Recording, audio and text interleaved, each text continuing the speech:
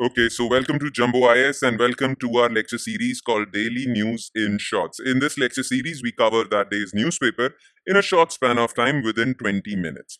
Needless to say, this lecture series is very important and it will definitely add value to your preparation for civil services only if you make it a part of your daily routine.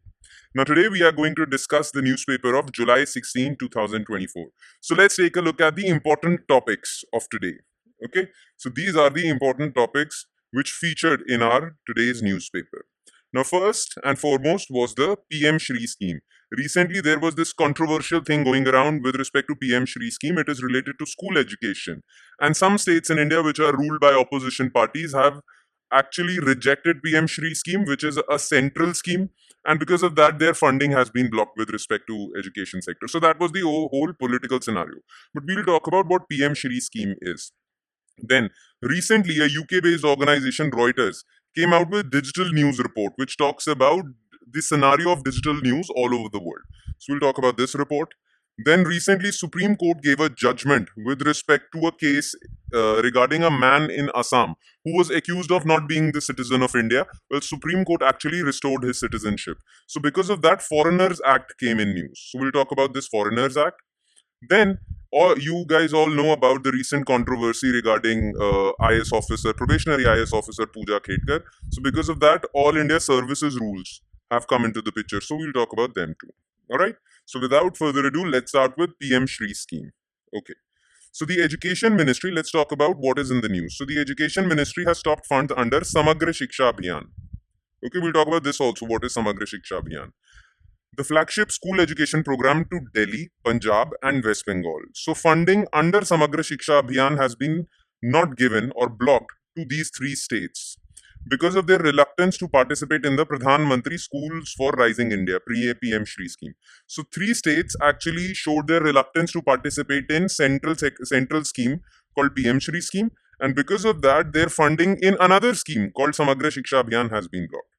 Now, Delhi and Punjab refused because they are ruled by Aam Aadmi Party, and Aam Aadmi Party says that we have our own education scheme, need not be a part of this central scheme. So, Aam Aadmi Party is already running Schools of Eminence scheme. West Bengal actually opposed PM-SHRI scheme because central government had made it mandatory that all the schools upgraded under PM-SHRI scheme should also include the word PM-SHRI in their name. So, West Bengal opposed that. So, West Bengal is also not part of the scheme. Nonetheless, what is PM-SHRI scheme? So let's talk about the scheme. First of all, it is a centrally sponsored scheme. Now, there are two types of central schemes. One are centrally sponsored schemes, and the other are central sector schemes. In centrally sponsored schemes, the schemes are sponsored by central government, but the funding is shared between center and states, generally to the ratio of 60 to 40. So 60% of the money would be spent by center and 40% of the money would be spent by individual states. In central sector schemes, 100% funding is given by central government. Okay, so central sector scheme, centrally sponsored scheme. So PM-SHRI scheme is a centrally sponsored scheme. That means the burden of finance would be shared by states also. And the scheme is to upgrade and develop 14,500 schools across the country on the lines of new education policy. So on the lines of new education policy, these schools would be upgraded. Okay, the budget of this scheme is 27,000 crore for the next 5 years. Again, like I said, in centrally sponsored schemes, center 60% burden for the center, 40% for the states. Now, this scheme was launched on 5th September 2022. 5th September is Teachers' Day, right? So, on that day, the scheme was launched. Sarvapalli Radhakrishnan's birthday is also on that day, and to honor him, Teachers' Day is celebrated every 5th September. So, it was launched then. Okay, so this is PM-SHRI scheme. Now, the purpose is on the lines of new education policy, these schools would be created like model schools. Okay. Now, there was this another scheme also we talked about called Samagra Shiksha Abhiyan. So, let's talk about Samagra Shiksha Abhiyan as well. So, look, before Samagra Shiksha Abhiyan, there were three schemes related to school education. There was Sarva Shiksha Abhiyan, which was for primary education, Rashtriya Madhyamik Shiksha Abhiyan, which was for secondary school education, and teachers' education. Now, all these three schemes were combined and Samagra Shiksha Abhiyan was created. Samagra Shiksha Abhiyan would cater to school education from preschool level till class 12th. All right. Earlier, Sarva Shiksha focused on primary and Madhyamik Shiksha, Rashtriya Madhyamik Shiksha focused on senior secondary. But now Samagra Shiksha Abhiyan focuses on all levels of school education. Okay. The scheme covers 1.16 million schools, over 156 million students, and 5.6 million teachers of government and government aided schools. Okay. So this is a scheme for government schools, Samagra Shiksha Abhiyan. So under Samagra Shiksha Abhiyan, funding has been blocked for West Bengal, Punjab, Delhi. And remember, Samagra Shiksha Abhiyan is also a centrally sponsored scheme. So now let's move on to next news item, which is Reuters Digital News Report 2024. Okay.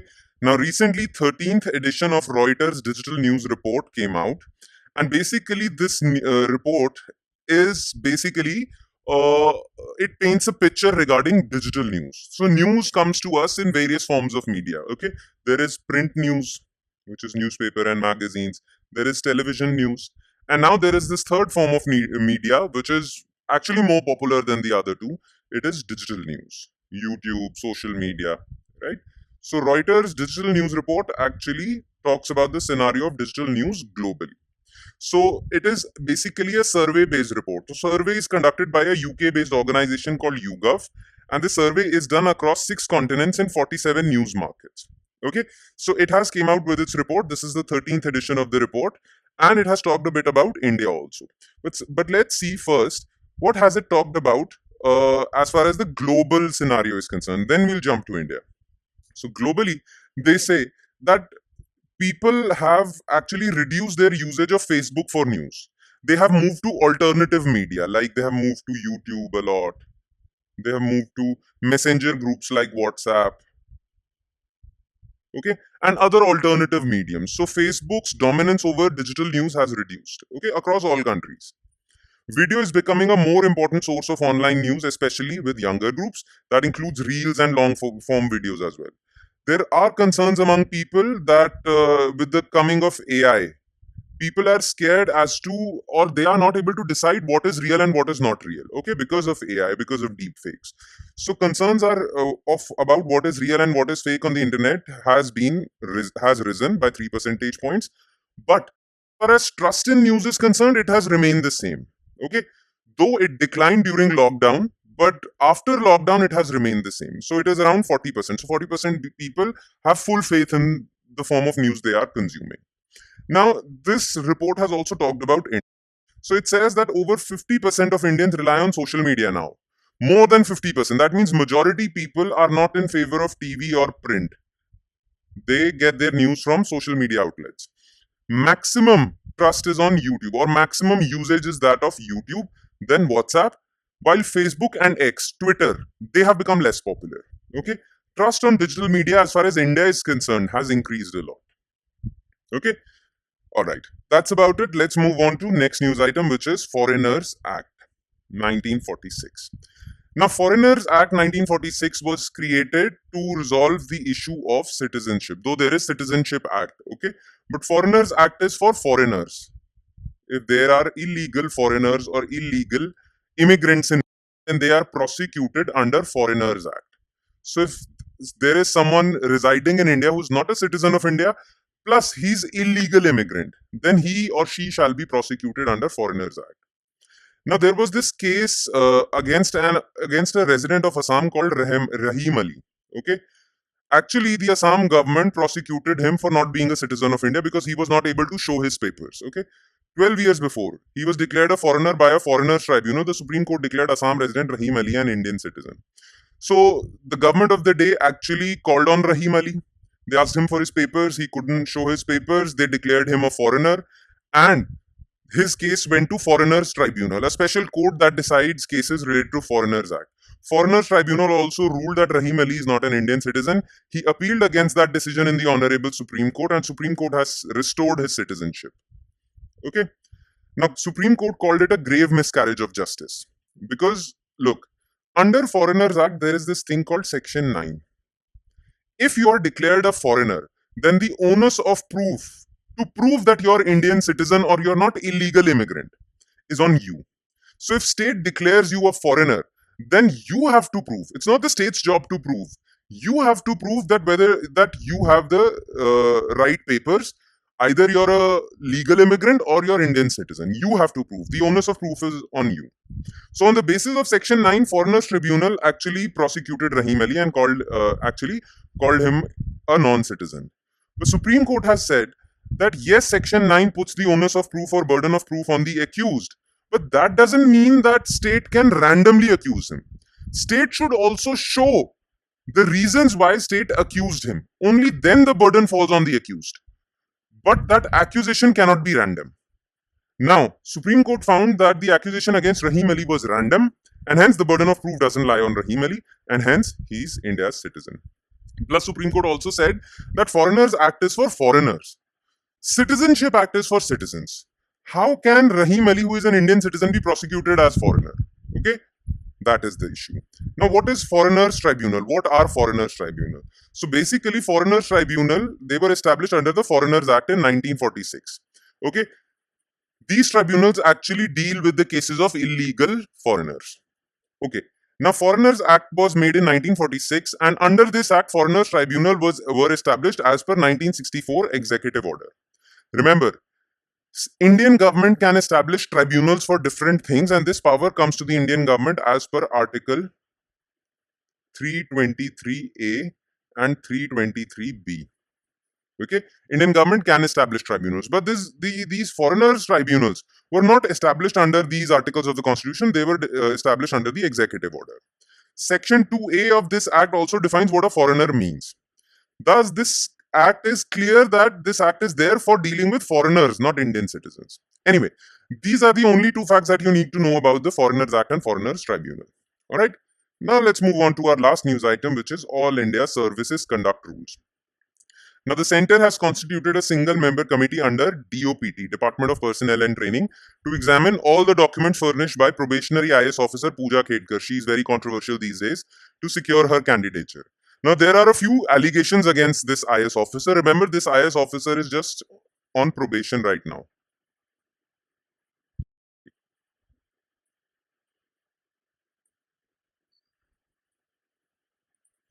Okay, she's on probation. What do we mean by probation? Once you clear your exam under UPSC, you are given the required training. After that, you're posted on the field. For 2 years, you are called IS or IPS officer under probation. After that, your probation gets over, and you're a proper IS officer or IPS officer. All right. So she was actually serving within this 2-year time frame. She was on probation. All right. And there were certain allegations made against her. First of all, they say that she secured her UPSC candidature, or she secured her seat, a rank, on the basis of OBC quota. Now, there are allegations that she actually falsified her papers to secure OBC quota for getting into civil services. Plus, she also got disability quota, right? She showed that she is a person with disability, and for that also she furnished false information. So first of all is falsifying documents. Then she was using red blue beacon on her private car, and that was a luxury Audi car, which she said that she received a gift from someone. She was actually using a blue beacon on her private car, which is not authorized because she's on probation. Plus, she was also using certain extra privileges which are there for IS officers, but not IS officers who are on probation. So these are the allegations against her. So she was clearly in violation of various All India Services Conduct Rules. Now, what are these All India Services Conduct Rules? Now, there are various rules which actually govern the conduct of civil servants in our country. Certain rules actually ensure the integrity of bureaucrats in our country. These are known as rules on integrity. These are a part of All India Service Rules. All IS, IPS, IFS officers are governed by All India Service Conduct Rules from time they are allotted service and begin trainings. So, as soon as your training starts, these rules start to apply on you. Rule 3, Rule 4, Rule 11 actually deal with integrity. Okay, especially Rule 11. Rule 11 says that you cannot receive bribery, of course. Plus, they say you cannot receive gifts because generally bribery is concealed as gifts, right? So, Rule 11 deals with gifts received from different people. It actually says that you can receive gifts from your close friends or family members in weddings or any other functions, but you cannot receive gifts from any random person. Plus, if you receive any gift which is more than 25,000, you have to report that gift also.